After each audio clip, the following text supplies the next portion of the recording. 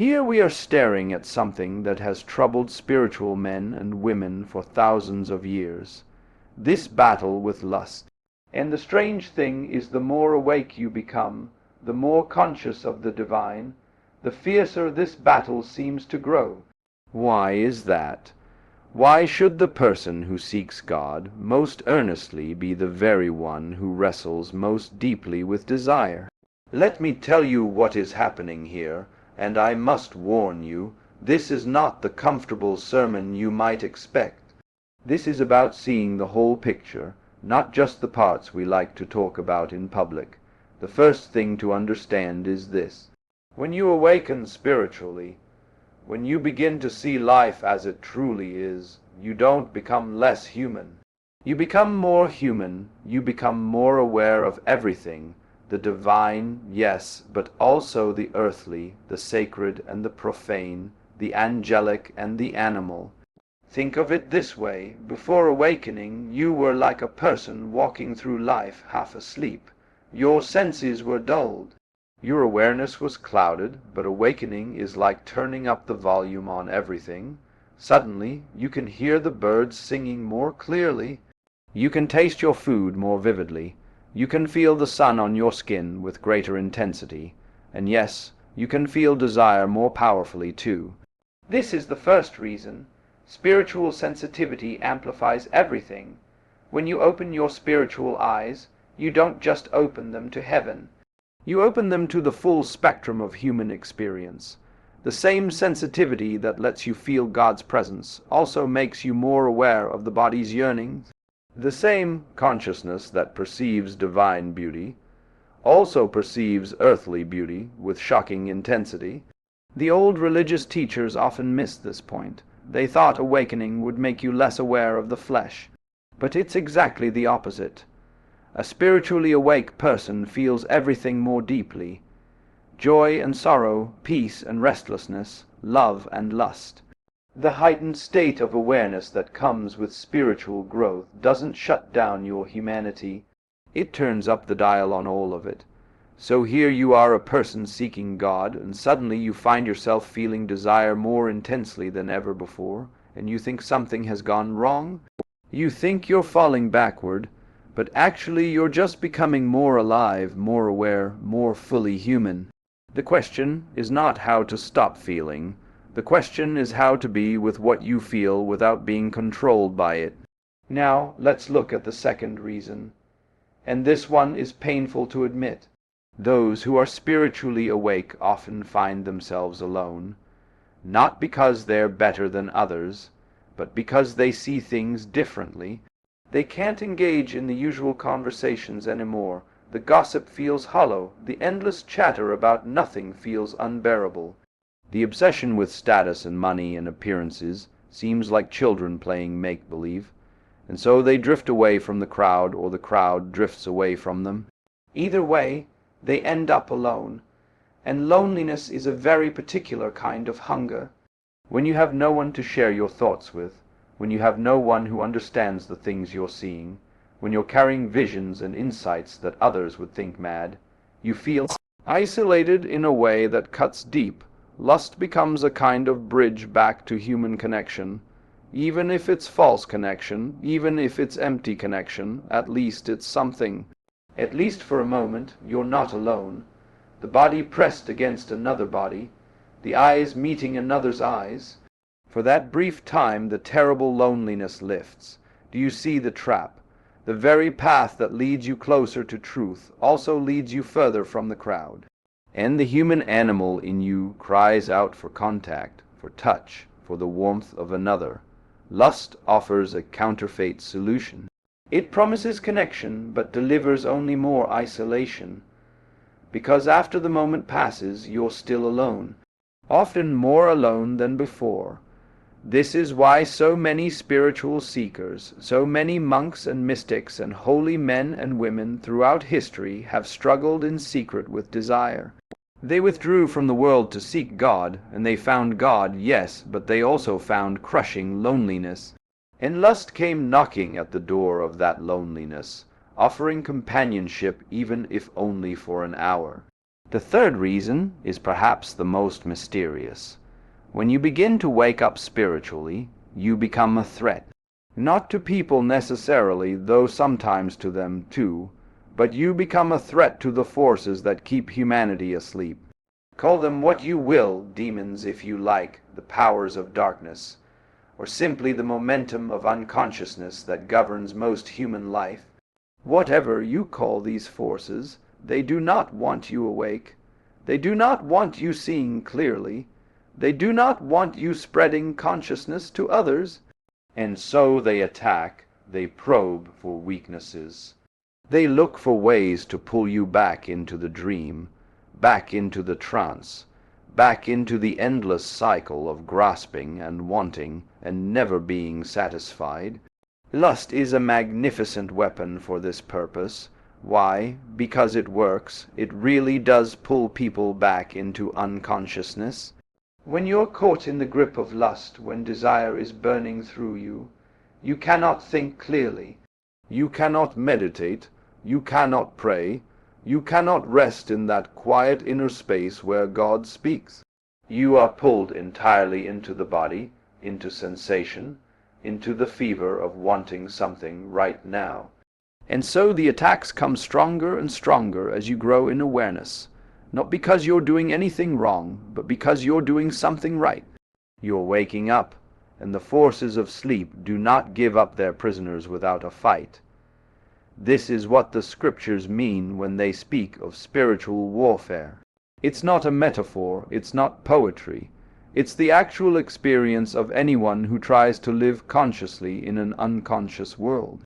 The battle is real, the enemy is real, and lust is one of his favorite weapons because it works so terribly well. The fourth reason is about wounds, old wounds, deep wounds, wounds we carry from childhood, from rejection, from betrayal, from all the ways life has hurt us before we even knew what was happening. Most people walk through life never looking at these wounds. They're too painful, too frightening. But when you begin to wake up spiritually, you start seeing them, you start feeling them. All the old pain rises to the surface. The abandonment, the shame, the fear of not being loved, the conviction that you're not enough. And here's what happens. Lust offers to soothe these wounds. It offers a temporary balm. When you're in the grip of desire, when you're pursuing or being pursued, you forget the pain for a while. You feel wanted. You feel alive. You feel like maybe, just maybe, you are enough after all. But it's a lie. Lust doesn't heal wounds. It just covers them up for a moment, like putting a bandage on a festering sore without cleaning it first. The infection remains and often grows worse because now you've added shame to the wound. Now you've added the knowledge that you're using people or being used or both. Now you've added another layer of pain on top of the original pain. The spiritually awake person sees all of this. They see the wound, they see the lust rising to cover it. They see the shame that follows, they see the whole cycle. And seeing it doesn't make it stop. Sometimes seeing it makes it worse because now you're aware of what you're doing even while you're doing it. You're conscious of the trap even as you step into it. Healing these old wounds requires something else entirely. It requires facing them, sitting with them, letting them be felt without running away into distraction or comfort or false connection.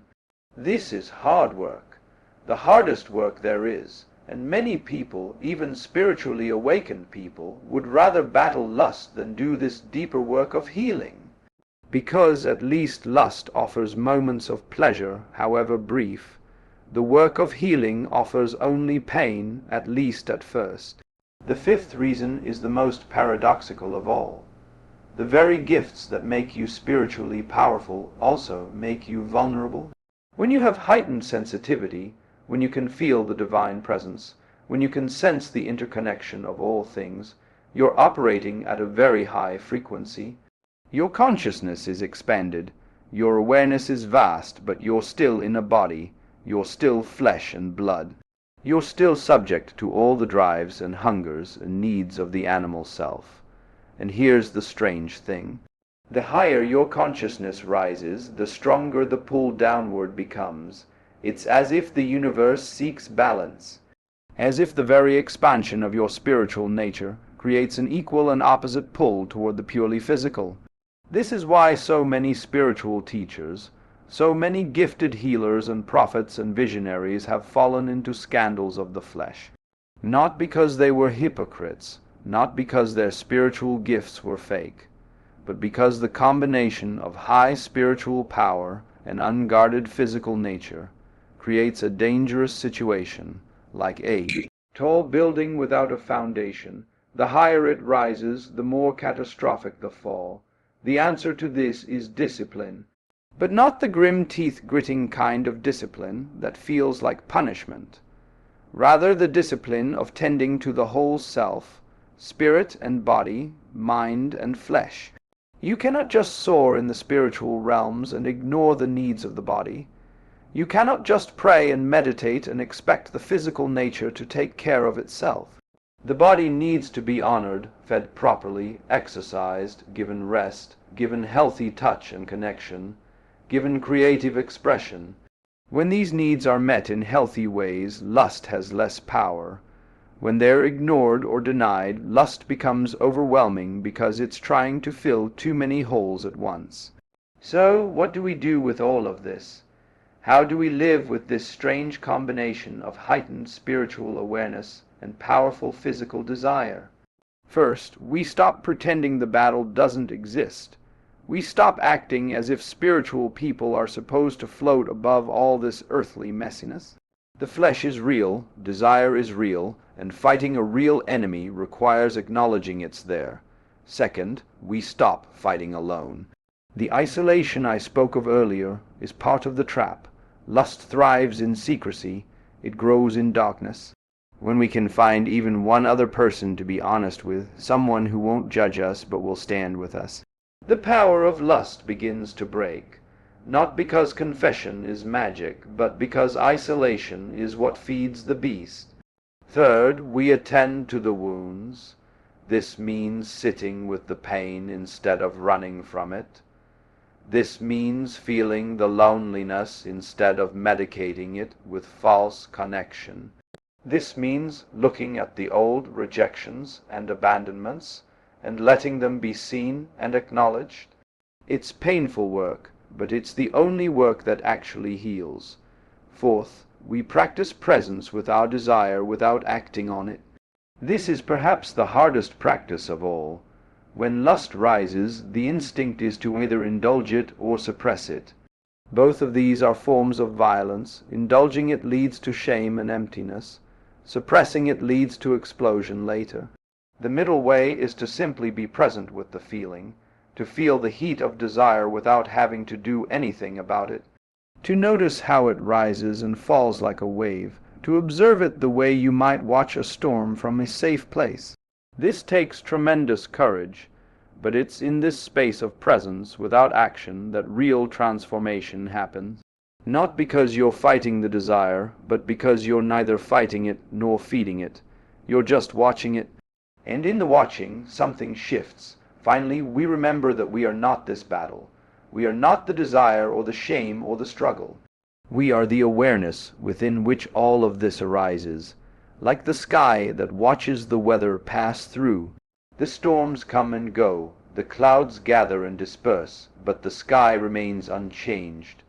When you can rest in this awareness, even for a moment, the battle loses its power to define you. Yes, lust may still arise. Yes, the struggle may continue, but you're no longer identified with it. You're no longer convinced that this struggle is who you are.